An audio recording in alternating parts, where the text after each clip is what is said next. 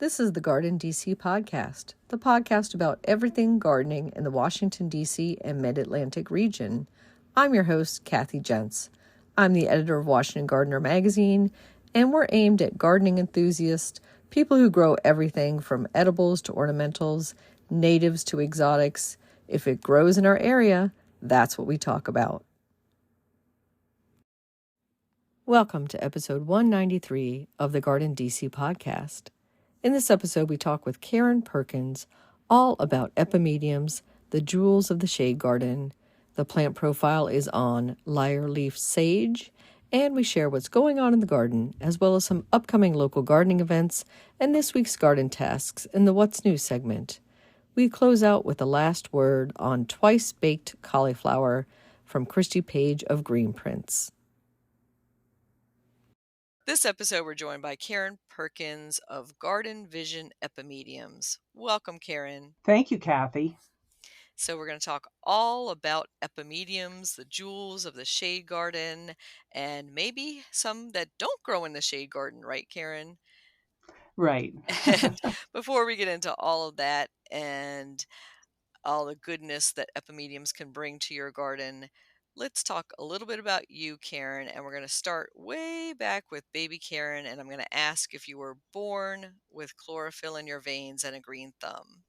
I don't know about a green thumb, but I think I had chlorophyll in my veins because both my parents had gardens. My mom grew flowers, and my dad had a huge vegetable garden. He grew up in southwestern Virginia in the Appalachian Mountains, and they either grew or raised or hunted everything that they ate. So he brought that into his life.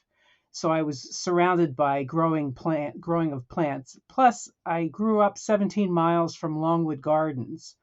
And when I was a kid, it was free. The admission was free. So we used to go there a lot with my mom. And I was just amazed at the beauty of the plants. But I think the thing that really hooked me was I did a project in my senior year of high school in the spring when the wildflowers were coming out. We had to record the progress of the growth of the wildflowers every day. And it just amazed me how different each plant looked in one 24-hour period of time. It was like magic to me. And I knew in high school that I wanted to work in a botanic garden, which is kind of a weird thing for a kid to know what they wanted to do. So that's my story, my background story. And since you knew as a high schooler that you wanted to be at a botanical garden, how did you map out that career arc? What was your college, or were you self-taught? I went to college. I went to Cornell University, and I chose that school because it seemed like most of the other horticulture programs, and in the 70s, horticulture was a big subject. You know, lots of people were interested in it. But Cornell University taught classes like building a rock garden. I felt like their courses taught you about the diversity of plants rather than how to grow, 10,000 poinsettias in a greenhouse for sale. So that's why I chose that university. And I also did some internships at volunteer work at gardens. I actually was a summer student at Longwood and also later on a graduate student there. I worked in England and Scotland at the Royal Botanic Gardens, Kew in Edinburgh, as a volunteer for 6 months each. And we did a project in graduate school for the Transition Zone Horticultural Institute in Arizona. And I also washed a lot of pots at the Cornell Botanic Garden when I was a student for my sort of job during college. And then after college, where did you start your career?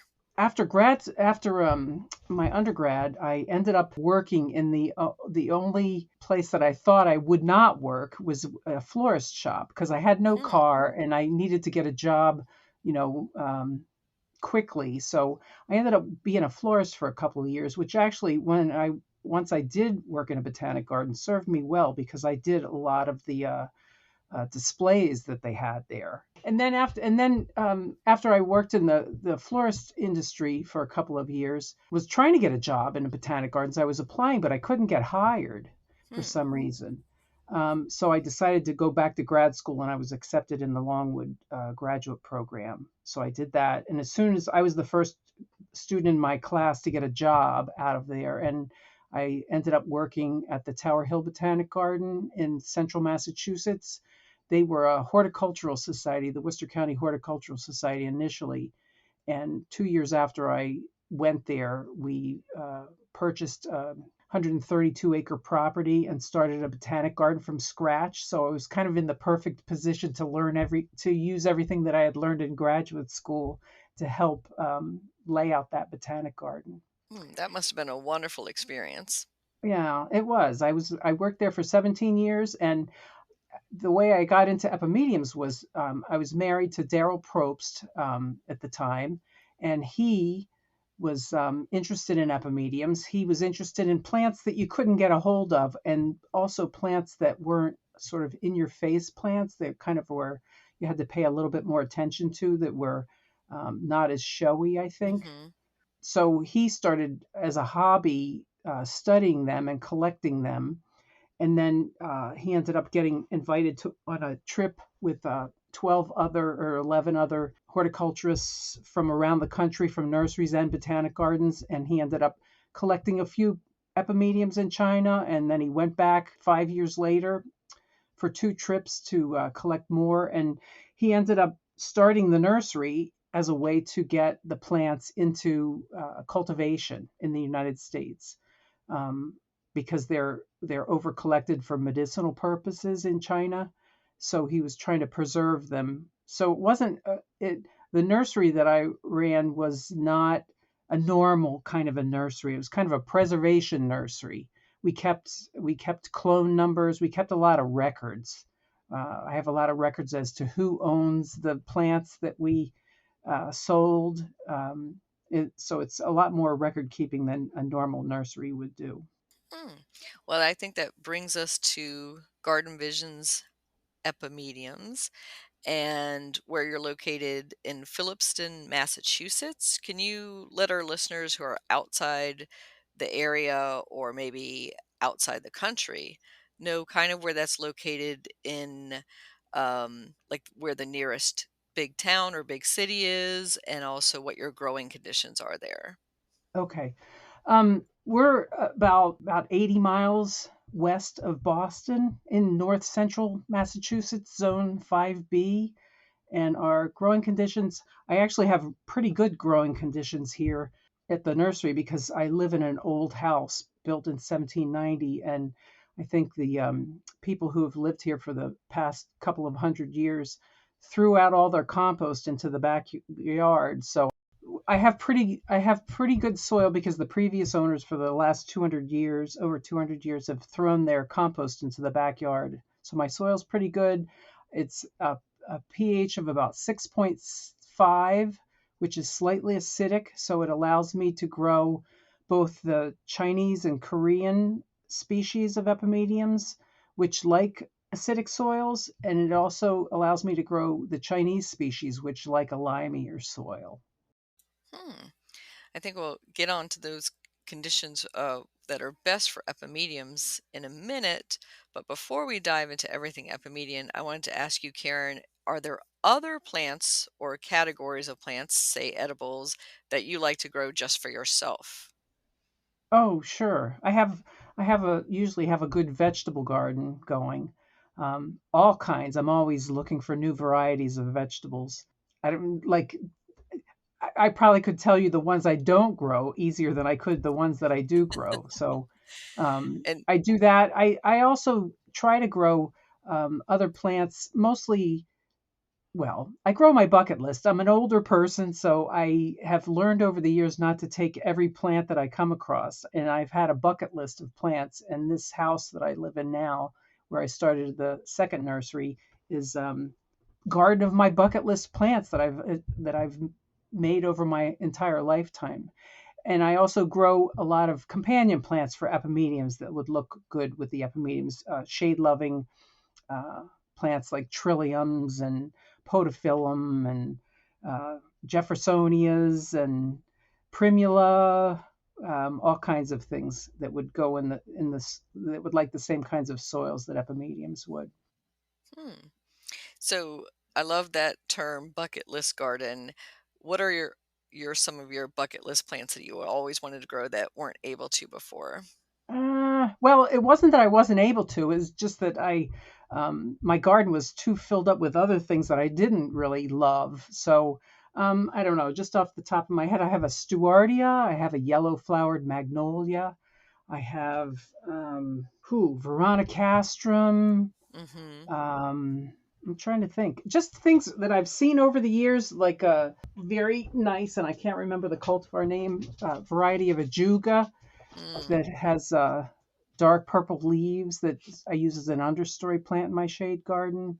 I have lots of hellebores from my friends at Pine Knot Farms in southeastern Virginia. I don't know. I have a lot of things. I'm planning on moving in a couple of years, and I've been putting orange tags in the things that I can't live without. And I am going to be doing a lot of work digging things up to move them.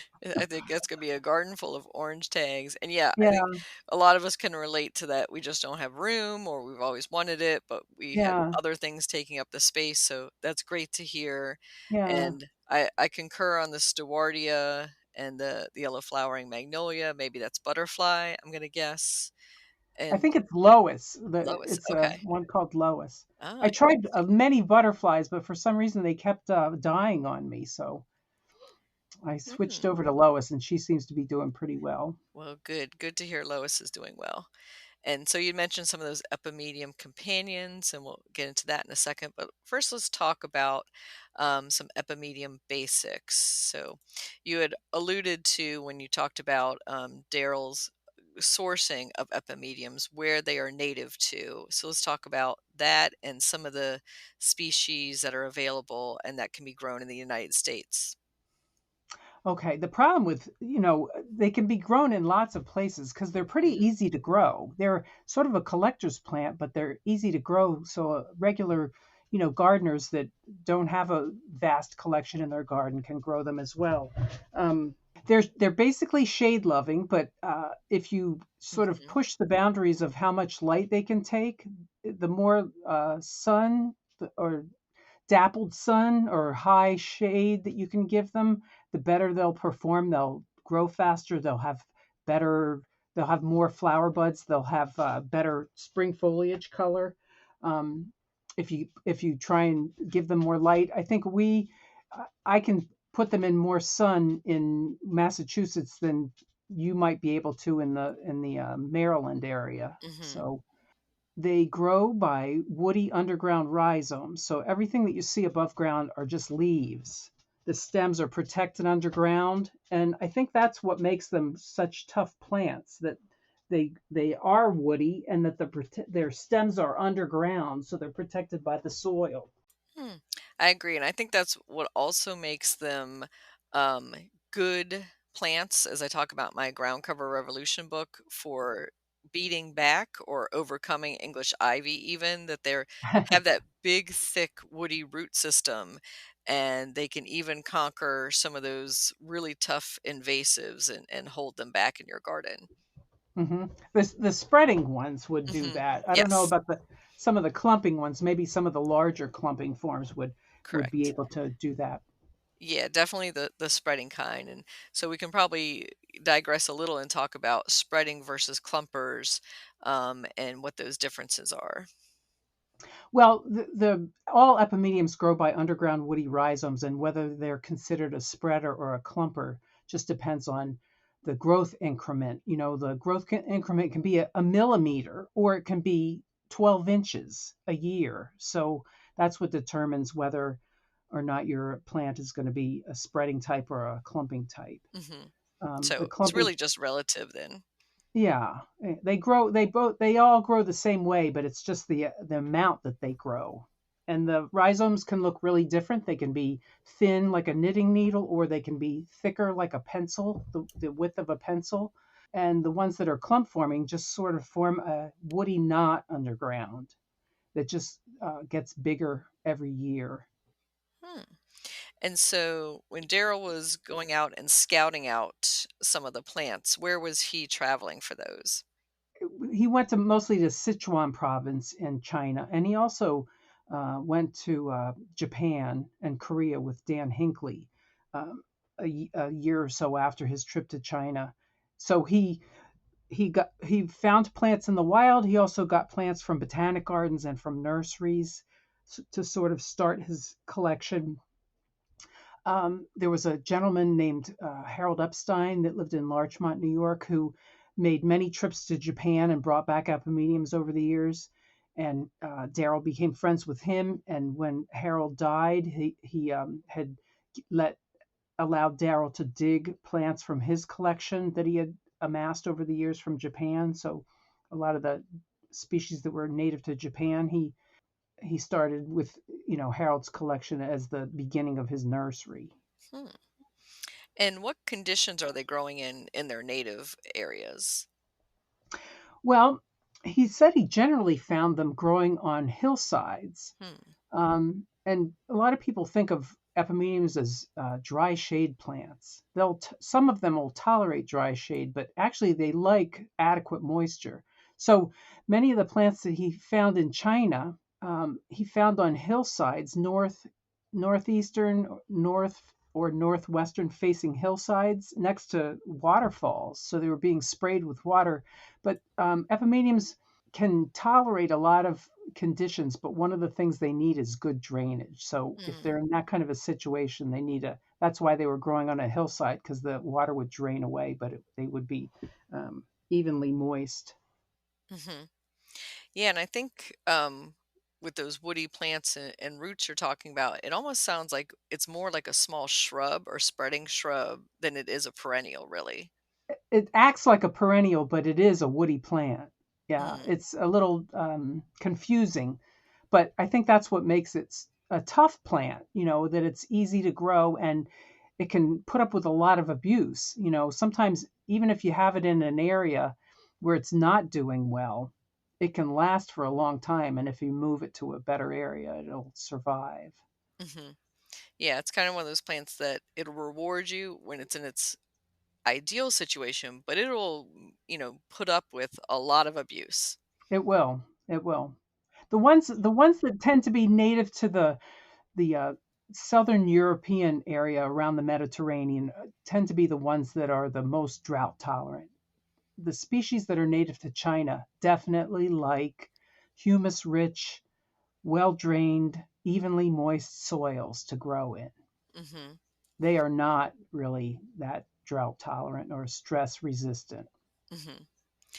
And for most of the common ones, the rubrum, sulfurium, are those the Mediterranean kinds? Yes, they are. Yes. Hmm. And I don't even know if I would call them common because even those plants are hard to find in nurseries and garden centers. It's Hmm. kind of unusual to find them in a nursery. Yeah, sometimes I'll see them, in the perennial department or a ground cover department, but you're right. They're not as common as you would think they should be. And sometimes they're more of a pass along plant. Like somebody will dig a side clump for you and you might Right. get it through a swap or a garden club sale or that sort of thing. Yeah. Most of the time, when someone tells me that their Aunt Joan gave them an epimedium 25 years ago, I'll say, "What color's the flower?" And I can tell them what it is because Hmm. it's one of those sulfurium or ex rubrum Hmm. or ones like that. Because Hmm. there was no selection of epimediums other than those, Hmm. for the last, before like 20 years ago. Those were the only ones that you can get in the nurseries. I always, whenever I go to a nursery or garden center, I look for epimediums to see if they have any. And I am pleased that I'm seeing a little bit more variety in the nurseries. And they're starting to get a hold into a little inroad into the wholesale market as well. So, Hmm. Yeah, I'm seeing that as well, and more of the really pretty small purple flowering or white flowering ones are available as well. hmm Hmm. And so your nursery, you were selling some of those specialty kinds, but you have stopped selling those. So we should probably talk really quick to let listeners know, no, you cannot buy them anymore from Karen, unfortunately. right. But I have a website, epimediums.com, and I Mhm. have a source list of every place that I know of that you can buy epimediums through mail order and some through just, visiting the nursery. Mhm. And if people find other sources that are good sources, let me know and I'll add them to the list. Because it is kind of difficult unless you live next to a place that has a big selection, which there aren't very many in the United States. You mostly have to mail order them. Mhm. And for listeners, that's epimediums, plural.com, and we'll put a link Yes. in the show notes to that as well. So that's a fabulous resource that you're keeping up, Karen, even though the business is closed. And that source list will be of great value for people in the future too, I'm sure. Yeah, and we carried 170 different kinds of epimediums. There's quite a lot out there. In 1975, there were 21 species known to science, and now there are over 70 species known to science. Wow. So, plus the cultivars, and in Japan, they've been hybridizing them for many, many years. So there's a lot of Japanese cultivars out there. Hmm. Yeah, and those are some of the, I guess we would call them more pricey or expensive ones that I'm seeing. I think the Chinese species are mostly the pricier ones. They Mm. don't grow they don't grow or bulk up as fast as quickly. The Chinese species tend to be evergreen and they're more slow growing than the Japanese or Korean species, which tend to be deciduous and Hmm. bulk up faster. So that's part of what makes them expensive. Plus they're woody. So that it takes a while for them to grow. I've asked nurserymen before why they don't carry epimediums, and they tell me it's because they can't fill up a gallon pot in 2 months. Yeah. So that's why they tend to be pricier because it takes a longer time for the nurseryman to get them up to a saleable size. Hmm. That makes sense. But customer demand should increase that. Yes. So you had talked about a little bit when you said that went to China and he would have some hard time finding some epimedium because they were used medicinally and that a lot of them had been already, groomed from the wild, we'll call it.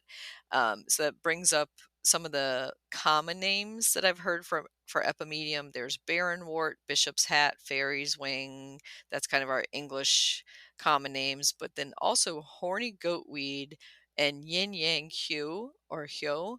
And I'm guessing those are from some of the medicinal use that epimediums were put to. Yes, there's a lot of medicinal uses that they claim that they can be used for medicinal purposes. I don't know that much about that. That's not my area of expertise. But the most well known uses is for erectile dysfunction, and that's where the horny goatweed. I guess someone noticed that goats were eating up medium foliage and were started to get randy, so that's what they use them for. And Mhm. you can find that in health food stores. You can find horny goatweed pills or teas. But I have no experience with that. I can't comment on that. Yeah, I would just say that would be part of the reason why in the wild you're not seeing it growing so much. Right. But interesting that I'd always heard the phrase horny goatweed, but I never associated that with epimediums to see that was the Hmm. same plant. So good to know. So let's talk a little bit about epimedium basics. So if you are fortunate enough to get a clump from that great aunt or to purchase some at a local independent garden center and bring it home, what are your first steps going to be in planting it? It's just like any other plant. It's not, I mean, just put it in the ground and make sure you keep it watered. One of a couple of the things that are a little specific to epimediums are that epimediums have to have good drainage. If you have heavy clay soils, you're going to want to amend the area where you have a epimedium planting or put it in a raised bed or something because the heavy clay soils will tend to rot out the rhizomes especially in the wintertime if they attract moisture. And you want to be careful about fertilizing them. You can really burn the plants with harsh like lawn food, high nitrogen fertilizers. So I don't fertilize mine in the ground at all. I just top dress them with shredded leaves or compost. I don't worry about that at all. And when I grew them in pots, I just use a slow release fertilizer for them. So Hmm. they're not demanding in terms of fertilization needs. And I think when we're talking about heavy clay soils, which a lot of us have in the mid-Atlantic area, that placing them amongst, I'm going to call them greedy tree roots, like my oaks, has Hmm. been successful in that way because the oaks suck up a lot of that extra moisture that the clay would otherwise be sitting in. Yes. Hmm. So they seem to play well with trees or amongst at the bottom of trees or tree Right. roots. And a lot of people use them, as a problem solving plant in that kind of a situation. And I would recommend that you at least start out with epimediums that are considered to be drought tolerant, stress tolerant for Hmm. that. And my website on my website, there's a find plants tab that you can search for drought tolerant. You can search for pink flowered ones. You can search for larger epimediums, smaller epimediums, um, ones with good spring foliage color, all sorts of categories there. So that's what I would recommend, is to try and use some of the more stress tolerant Hmm. species. Good advice. And Karen, I've always loved epimediums, so I think I've been remiss in this interview and not saying why we should plant epimediums. To me, it's like a no-brainer. It's a gorgeous plant. You get beautiful flowers, but you get long-term foliage throughout the season, and then it gets, with a lot of them, a beautiful fall color. Can you talk about why epimediums are such a great plant for the garden? Well, they're easy to grow. Hmm. They are beautiful. They have a cup and spur type of a flower, most of them. So they Hmm. look sort of like a columbine. So they're different than many other flowers. They have smallish flowers. I would say some of the larger epimedium flowers are an inch to an inch and a half in diameter. But, if you can give them as much light as they can take, you'll have lots of flowers so that you can make a showy plant just because of the number of flowers. And one of the good things about them is that they bloom so early. They bloom during the daffodil bloom season. So not very many other perennials are blooming at that point. You'll get lungworts or blood roots, things like that. But it makes it easier to enjoy their flowers because you don't have a lot of other things competing for their attention. So you can see them, in the early spring. There's not roses or I don't know what else to say. It's Hmm. mostly the time during the when the spring flowering trees are out and the bulbs are blooming, when the Hmm. epimediums are in bloom. Yeah, it's kind of that spring ephemeral time, Hmm. and then your bulbs are starting, and then the red buds might be starting, but you can really enjoy these little flowers. And I think the common names of bishop's hat, fairy wings, that kind of gives you a little idea about these sprightly little flowers. Right, right. Hmm. But again, I think it's the foliage why most people are growing it because, as you said, it's got this beautiful shape. They kind of look like a wing, some of them, and then some of them have a red edging, or they might have some nice autumn color to them. Right. A lot of them, many of them, not all of them, have spring foliage colors, and they can be edgings or just the whole entire leaf is like black or purple or red in the Mm. springtime. And Hmm. that's brought on by the cool temperatures. Um, as soon as the season warms up, the foliage will mature to a green color. So many more of them have interesting spring colored foliage than fall foliage, but there are several that have really nice fall foliage. And if you want to sort of figure out a quick way to tell which ones are Chinese species, in general, the Chinese species are evergreen, not all of them, but most of them. Mm. And they tend to have sort of arrow shaped leaves, and some of them have spines on the edges of the leaves, which sort of indicates their affiliation in the barberry family. Hmm. The ones that are native to Japan and Korea tend to have more heart shaped leaves and are deciduous Mm. usually. Yeah. And when you say barberry, or barbs on the edge, it's not like it's going to be pokey, thorny. It's just a little bit of that serration on the edge. Well, some of them are pretty pokey thorny, like a Mahonia. Ah. You can hurt Mhm. yourself with some of like Epimedium wuchinense has pretty wild spines on it Ah. sometimes. Hmm. Maybe I'm not weeding around that one enough to get poked by it.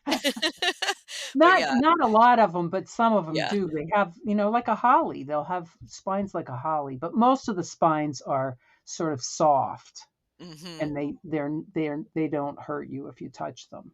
Yeah, and I think as the spring foliage emerges, it's on the softer side too, when Right. you're really working around it where I might be, spreading a little bit of leaf compost around them. So that has never bothered me.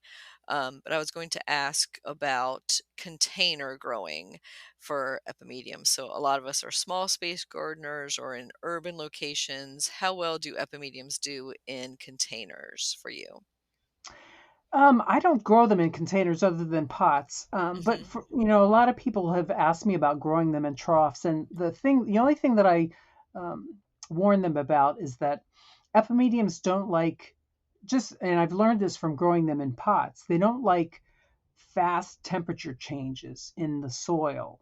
It like will rot out the rhizomes. So if you're growing it in a trough or a container in the wintertime, you want to make sure that the soil is not going to freeze thaw over a long period of time. You want to put it in an area where it can freeze and then thaw out gradually.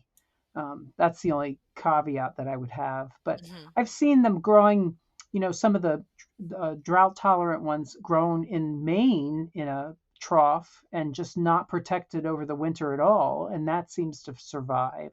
But the other ones, I would just make sure that they're not sort of out in like a sunny area where during the day they would warm up and then at night freeze for several weeks in a row. That tends to They tend to not like that Hmm. situation. Yeah, I think that would be tough for a lot of plants. So, you Hmm. could wrap your containers in burlap or stuff them full of leaves or place them Yeah, against put a them on the north building. side of the building so that they're Hmm. not getting as much sun on them, direct sun. So that would Hmm. work. And I just thought of another reason why I love epimediums so much, Karen, and that is because they are not bothered by deer. I'm never going to say it's deer proof, right? But pretty deer resistant. Yeah, we've had deer step on them and graze them, occasionally. And some of my customers have told me that the deer have eaten theirs. Mm, But in general, the deer really don't pay much attention to them. hmm. The mammals that bother them the most that I've heard of, and I've had a little bit of experience with this, is rabbits. Rabbits sometimes like to nibble on the new growth in the springtime. And Hmm. I have rabbits and I have lots of mediums, and I've never had a big problem with that. But some people have told me that they have. The good thing about epimediums is even if the rabbit eats all the foliage off your new spring plant, if you put a little fence up or some way to keep the rabbit out, the underground rhizomes will push up their dormant buds. They'll activate their dormant buds and put up a second growth flush to replace those leaves that were eaten. The Hmm. rabbits that I have sometimes will eat the evergreen leaves in the wintertime. And I don't really care about that. So Yeah, um, they're doing your pruning for you, actually. they are. But that's a great news that it does come up, so if you accidentally, I don't know, somebody accidentally with a weed whacker came through and cut off that first flush of leaves, it would flush out again readily, so that's Right. great. It's not going to be as vigorous as it was the first time, but that you will get, some new growth. And there's some species like Epimedium corianum which won't flesh out that year. It'll wait till the next year to flesh out. So you'll think Hmm. you've lost it and then it'll come up the next year. Okay, so do not give up on your epimediums. Right. They're pretty resilient. Mhm. And so that brings up pruning. And I think of epimediums as being super low maintenance. Some years I haven't bothered to do the late winter cutback of the foliage. And the only reason I ever do it is just to let the flowers be more showy. But what's your maintenance routine, Karen? Well, since I have so many epimediums, I kind of have a monoculture here. So I generally try to get rid of the foliage, just because sometimes in wet summers they'll have a little bit of leaf spot on them. Mm, So I tend to cut mine back in the early spring. As soon as the snow disappears, I go out there and cut it back. But if you don't, like this spring, I've had like a 3 week cold and I couldn't get out there to cut everything back. Um, you need to get out there early because the epimediums start growing early, and once the new growth comes up, you're not going to be able to clean them up without cutting off a lot of the new tender growth. So if you don't get around to cutting your epimediums off, generally what happens is the new growth comes up through the old growth and it'll cover the old growth eventually. And you'll get a taller plant. A plant that's normally a foot tall, probably be about 14 inches tall hmm or 15 inches tall the next year, just because it's sort of stretching up over the old foliage growth. Hmm. Well, and that could be something you might even do on purpose to get a taller plant. Right, right. hmm So, are there any diseases you talked about a little bit of leaf spot that we should be looking out for or concerned about on our epimediums? Yeah, there's like I guess they have tobacco rattle virus, but I've never had any experience with that. So um, there another insect damage comes from the vine weevil, which tends to chew little C-shaped indentations in the edges of the leaf, and the larvae will chew on the roots. But I've never had a problem with that. It mars the foliage a little bit, but it never kills the plants. And you're never going to get rid of the vine weevils because they also feed on rhododendrons. So, they have another source of food in the area. Um, in pots, I would use beneficial nematodes to cut down on the numbers of weevils. Um, Mm, Voles will chew on the rhizomes. They tend to eat from underneath the plant, and usually, like I would say 95% of the time, they don't eat the entire plant. They'll chew the bottoms of the rhizomes and leave a pocket of air underneath. So what you need to do is, if you notice that you've had some voles tunneling, or moles and voles tunneling around your plants, make sure that the rhizomes have contact with the soil. You can dig the clump up and then push it back down into the soil so it'll form new roots and continue growing. hmm. Well, it's good to hear they're not too bothered by things. It sounds like pretty No, easy. they aren't. They're Yeah. pretty pest and disease resistant. Hmm. So let's round out our conversation talking about some of our favorite epimediums. So we touched on a few, and I think the rubrum and the yellow flowering one, the sulfurium, those are to me the tried and true for your dry shade situations. Um, Hmm. but are there others that do well in dry shade? Um, a lot of the ones from the Mediterranean area, like Epimedium pinnatum subspecies colchicum, that's a running type with yellow flowers. That's really, really rock solid for drought tolerance. X Peralchicum, another running one. Sulfurium is an X versicolor, and there's also other cultivars that look kind of different than Sulfurium. There's versicolor, which has sort of peachy pink flowers. Hmm. There's one called Cherry Tart that has hot pink and medium pink flowers, with interesting foliage and good fall color on that one.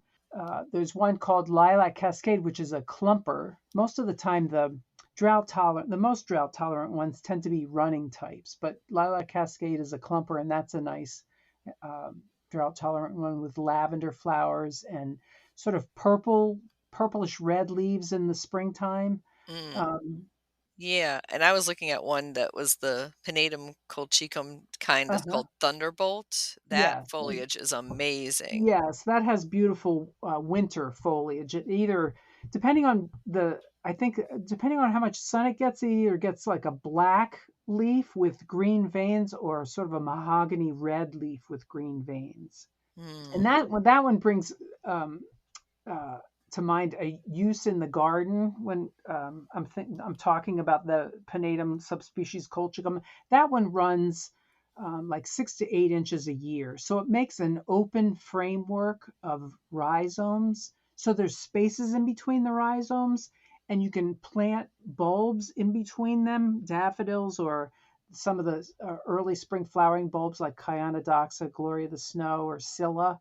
You can Mm-hmm. plant them in between in the spaces and have them come up. What you don't want to do is plant one of the running types that has very short rhizomes. I call them semi-spreaders, or in the descriptions on my website, ones that go like 2 or 4 inches a year. So they make a tighter mesh. It doesn't have as many gaps in it, so it's harder for the bulbs to push up from in between. Mm-hmm. Yeah, I think that's great advice. I think a lot of us are interplanting bulbs with our ground covers, Hmm. which I recommend in my book. But yeah, if it's such a tight ground cover that it's covering over, like we said, English ivy and other invasives or weeds, it's not going to allow a bulb to come up Right, amongst right. it either. And then I was trying to think of some of the more collectible, we would call them epimediums, that are really popular with rock garden society people. Yeah, I tend to think of the ones that are popular with Rock Garden Society people as smaller plants, but I Hmm. think Rock Garden Society people like all kinds of plants, Yeah. not just the ones that they put in the rock garden. If you were if you wanted to buy one epimedium for your garden, I would recommend two of Daryl's hybrids. One's called Domino and the other's called Pink Champagne, and they tend to Mm, be a larger epimedium. They'll get, for me in Massachusetts, they'll get probably 16 inches tall and, probably 1.5 times as wide as that. They have arrow shaped leaves with purple flecking in the spring, and they have long sprays of large flowers for an epimedium. Pink Champagne has pink flowers, and Domino has kind of ivory and cranberry colored flowers. mhm, So those two plants like tick all the boxes. They're not spreaders, they're more of a specimen plant for your garden. They're not drought tolerant. But if you have a really good soil and a space that you want a special epimedium, those two are ones that I would recommend, depending on mhm, whether you like pink or white flowers. mhm, Um, a lot of people are trying to get some of the new Chinese species just because they're rarer, they're harder to come by, and they like the spiny leaves. Wu Shenense, Epimedium Wu Shenense is one that a lot of people like, and that would grow a lot better for you in the DC area than it does mhm. for me. It takes a long time to clump up for me. But that also has like a long spray of yellow flowers, and they're congested on the head. Usually, epimediums are there's space in between the flowers, but the Wushinets has flowers that are congested on the spray, kind of like a lilac truss. Yeah, it's like a So clump. it's Yeah. yeah, it's so that's very showy. Mhm, Plus the foliage is showy, just because it has those long spines and shiny evergreen mhm. leaves. Yeah, I've seen Wushnants in several collector gardens recently on garden tours, and I have to say I totally agree with Domino and Pink Champagne. I have both of those in my garden, and they are beautiful. They're actually coming out of bloom right now for me. So I've been enjoying those, and I'm going to say one of my wishes for maybe epimedium breeding in the future is reblooming, if that could ever happen, because the blooms, they fade and by mid-spring or so. So I'd love to see another flush of blooms if the first flush could be cut back or die back and Yeah. make that happen. Some of them do rebloom. Actually, if you have like a dry period in the summer and then you get some rains like in August, I'll get Mm-hmm. a new flush of growth and you'll get blooms then. But they're not nearly as showy as they are in the springtime. Hmm. And you don't really get much of the spring foliage color because it's the season's so warm by then. Hmm. But several of them bloom. I can't think off the top of my head of some of the varieties, but I wouldn't say it's kind of a novelty. It's not something that you're really going to say, wow, look at that. It's just like a stem here and there that reblooms. Hmm.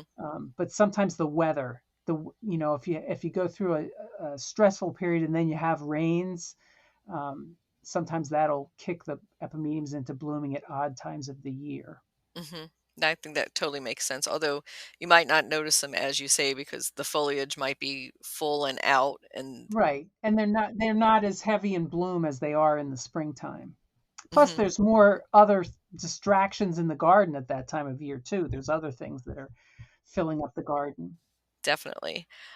So in wrapping up our discussion of all things epimediums, do you have any advice for anybody who is looking to expand their garden? Where would they place epimediums in their garden aside from dry shade under, tree roots? Is there another ideal location or use for them?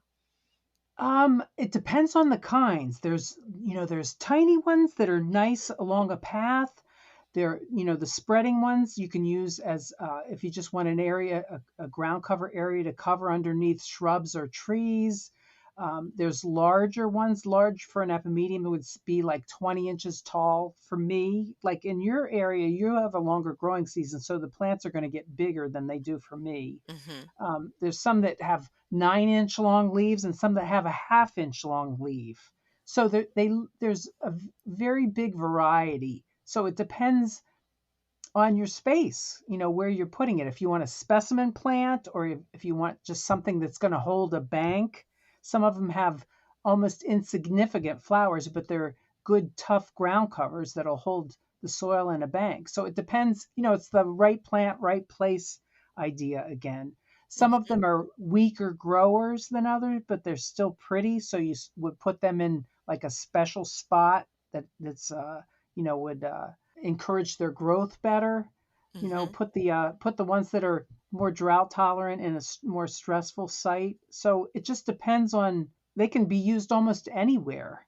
Hmm. Um, just mix in a mixed shade border or under trees or along paths in the path. If you have big rocks and you have small plants. I mean, some of the epimediums don't get more than 2 inches tall. Some of the kinds. So there's a great variety. There's a lot of information on my website. Like I've written articles about different aspects of epimediums, propagating them, using them in the garden, different, little exposés on the different kinds. So if you poke around there, you'll get a lot of information. Like I've tried to answer every question that I've gotten over the last 25 years on that website. Put information there that would help people out. Hmm. Yeah, I was gonna say it sounds like there's an epimedium for almost every garden situation, and erosion control is a great benefit to a lot of them, and Hmm. in part what makes them such a great ground cover as well. And maybe we'll finish out with a little bit of tips on propagation that you had alluded to. So, can we do seed propagation? Do we take woody cuttings, or division the best choice? Division, I mean, that's the fastest choice. You can grow them from seed. They need a cold stratification, um, and it'll take them probably about 4 years before they get up to flowering size. So they're slow. As I said, they're slow growing, woody. So the easiest thing to do is divide them. Dig them up and divide them. And basically, I use a serrated stainless steel knife that I get from Lee Valley Tools. It's like a curved knife, and I use it both to cut back the foliage in the spring and also to dig up the plants. Mm, Basically, what I would do is dig up the plant, knock some of the soil off of it, and either prune it with pruners if it's a running type that just has long rhizomes, or divide it with that soil knife into chunks. And what I do with a clump of it, I'll cut a little bit into the clump and then try and break it with my hands the rest of the way, because that way it will not damage the rhizomes as much as it'll break at the weak point of the rhizomes. And you can take a clump and cut it into 2 or 3 or 4 pieces and then replant them in the garden. And early in the spring, when the new growth is first coming up, that's a good time to do that. Or like later in the season before the fall is another good time to do that. Cut the foliage back by about a third when you do it in the fall, and just make sure it's watered, mulch it in, and it comes up like magic. mm. And then for watering in future years, it's really just watering for establishment. Watering for establishment, and if you have a really dry period, and you can notice the leaves flagging, but most of the time, epimediums, like a lot of people told me that during drought periods all across the country, during drought periods, their epimediums were doing the best of all the plants that they had in their borders. Hmm. Yeah, I agree. I think they would be the last thing I would think about putting water on because everything else, your hydrangeas, everything else is screaming for water. Right. But you do have to get them established. They Hmm. grow very deep root systems, and that's what helps them. And plus the fact that they have woody underground rhizomes as a support system. Hmm. So, I think that's true of a lot of plants that are term drought tolerant is that people need to understand that the first year or so that will need some watering. right, they need to get the root systems established first before they're drought tolerant. Hmm. So, how can our listeners contact you for more information? Maybe through your website again? Yeah, that's the easiest way. Yeah, epimediums.com. Okay. Thank you so much, Karen. I could talk for another hour plus, plus, plus, all about epimediums. But any final thoughts on epimedium obsession? I think if you haven't grown one, just get one and try one, whether it's from your local garden center or if you have to mail order it, because and there's just an infinite variety. It's not like you have one epimedium and you know what the genus is like. It's very diverse, and that's why it tends to be a collector's plant. People will try one and then they'll get another one and they'll get another one because they're so different. Hmm. I agree. Thank you so much, Karen, for sharing all your epimedium knowledge and passion and these great tips. Well, thank you, Kathy, for inviting me. I've enjoyed it.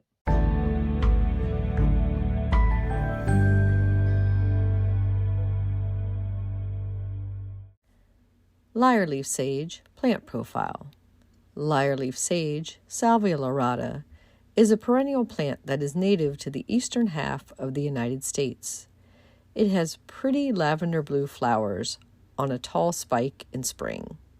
The basal foliage resembles that of the dandelion, but the leaves have a reddish purple veining. Lyreleaf sage is a member of the mint family.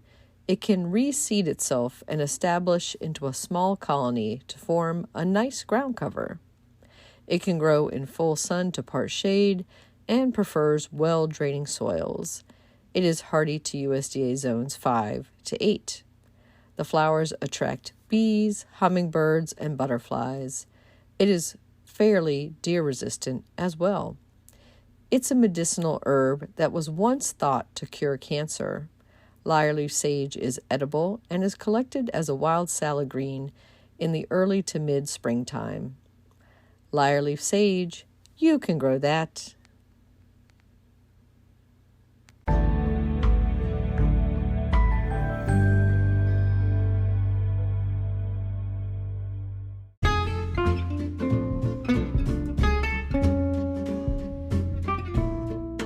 What's new in the garden this week? Well, in my home garden, I have white irises blooming, roses, including my favorite, the Olivia, a David Austin rose, and my silver moon clematis is blooming in part shade to full shade against my gazebo and looking beautiful there. Over at the community garden, we checked on our radishes thinking they might be ready, but they're not quite yet. We're going to leave them in for another week or so, but the salad greens are looking really close to being able to be cut to make large salads for dinner, so we'll be harvesting them soon. And the garden tips that we shared on our social media this week, several of them included tips about growing roses in our region, including how to recognize sawfly larvae on the foliage of your roses, and also the best organic rose fertilizers to use. In local gardening events, if you're in the greater Washington, D.C. area, you can attend the meeting of the Silver Spring Garden Club on Monday, May 20th at 7:30 p.m. at Brookside Gardens in Wheaton, Maryland. This event is free and open to the public, and that features a talk on growing an edible landscape, how to transform your outdoor space into a food garden. Speakers Gary Pilarczyk, who has been a guest on the GardenDC podcast previously, and Dr. Kiara Diamore of the Community Ecology Institute have devised the perfect guide to take you from turf grass to harvests of huge diversity of homegrown edible plants. So if you're interested in edible gardening, this talk is for you.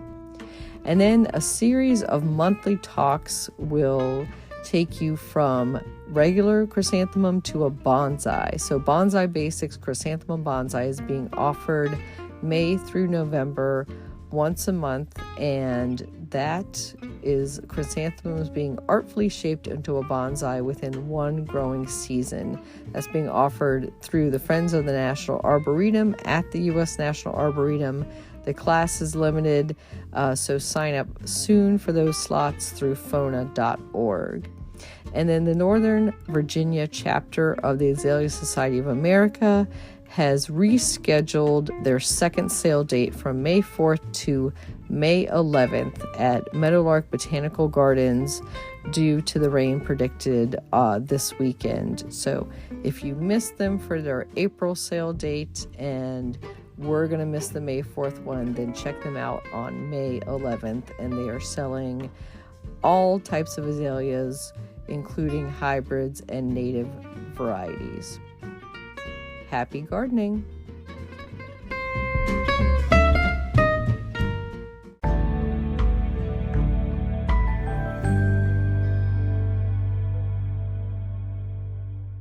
This is Christy Page with Food Gardening Network with Tempting My Taste Buds with Twice-baked Cauliflower, a new twist on a favorite classic. I'm always trying to find ways to eat a little healthier and incorporate more vegetables into my life. I love a good salad or some fresh roasted vegetables. Sometimes, though, I'm craving something starchy and gooey like twice-baked potatoes. I've seen a lot of articles about how cauliflower can be used in dishes, and lightning struck. Well, Sunday was a cold and windy day, the perfect day to try and see if I could make the perfect twice-baked cauliflower. I started by looking at a ton of recipes online, and I was surprised by how many are out there, and they all have different variations. I decided on my preferred list of ingredients, and off to the store I went. I will note that Sunday afternoons at the grocery store are not my favorite place to be. Boy, was it crowded. I came home with my basket of goodies, eager to get started on this fun experiment. I cut the cauliflower into chunks and steamed it for about 5 minutes until it was slightly tender. I put the cauliflower in a bowl, mashed it with a potato masher, added some butter, cheese, and bacon bits, and once this was all mixed, I spread the concoction into an 8x8 pan and baked it for 30 minutes. The smell from my oven had my mouth watering, and I was waiting very impatiently. It was definitely worth the wait, though. What came out was an ooey, gooey masterpiece. This was the perfect side to our homemade meatloaf. There wasn't much left over, but what was heated up very well the next day. This is definitely joining my list of favorite recipes. I am loving finding new ways to use fresh vegetables from my garden, or even store-bought fresh vegetables, depending on the time of year. To me, this is the perfect way to cut back on carbs and incorporate more vegetables into my diet. It feels like I'm indulging in one of my favorite comfort foods, but with a wonderfully surprising twist. Curious, do any of you have go-to recipes for when you're craving comfort food? This has been the last word by Christy Page with foodgardening.com.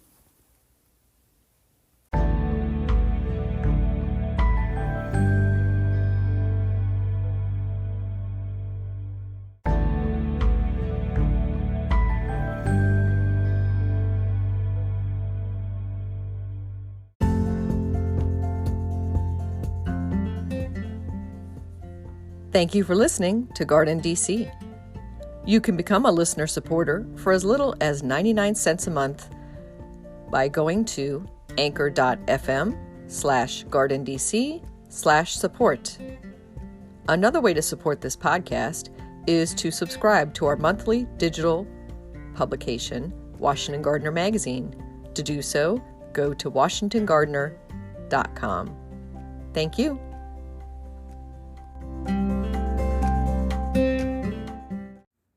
Thank you for listening to GardenDC. You can become a listener supporter for as little as 99 cents a month by going to podcasters.spotify.com/pod/show/GardenDC. Another way to support this podcast is to subscribe to our monthly digital publication, Washington Gardener Magazine. To do so, go to washingtongardener.blogspot.com. Thank you. You can find and follow Washington Gardener on Twitter /X, Instagram, and Pinterest at WDC Gardener, and on Facebook at Washington Gardener Magazine. Please take a moment to rate and review this podcast on Spotify and Apple. Open the Spotify or Apple app, search for GardenDC, check on the rate button, and select 5 stars.